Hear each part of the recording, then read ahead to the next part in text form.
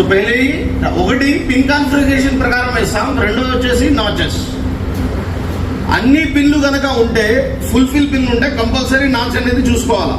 ఐసీలోనే తక్కువ ఉందంటే ఐసీ కూడా తక్కువ ఉంటాయి కదా పిన్లు. సో బోర్డు కూడా తక్కువ ఉంటుంది, ఐసీ కూడా తక్కువ ఉంటుంది కాబట్టి అది ఈజీగా వేసేయచ్చు. సో ఒకవేళ అన్ని ఫుల్ బిల్లు ఉంటాయి, ఇప్పుడు ఇది చూడండి, ఇది మొత్తం బిల్లు ఉన్నాయి కదా.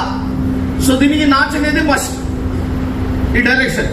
ఇప్పుడు ఈ ఐసీకి ఆల్రెడీ కొన్ని పిన్లు లేవు, ఏ డైరెక్షన్ లేకపోతే అదే డైరెక్షన్ వేసుకుంటాం కదా. ఒకవేళ ఇది కూడా మీరు మర్చిపోతే బోర్నియోలో దీనిలో కాంపోనెంట్ నేమ్ అని ఉంటుంది, కాంపోనెంట్ నేమ్. దాంట్లో క్లియర్ గా ఏ సైడ్ ఏ ఐసీ వస్తుంది అనేది మెజర్ చేసి ఉంటుంది, దాని ప్రకారం కూడా వేసుకోవచ్చు. ఫ్లెక్స్ వేసి దీని మీద చాలా మంది బీబీడి పెడుతున్నారు, ఐసీ మీద బీబీడి కాదమ్మా.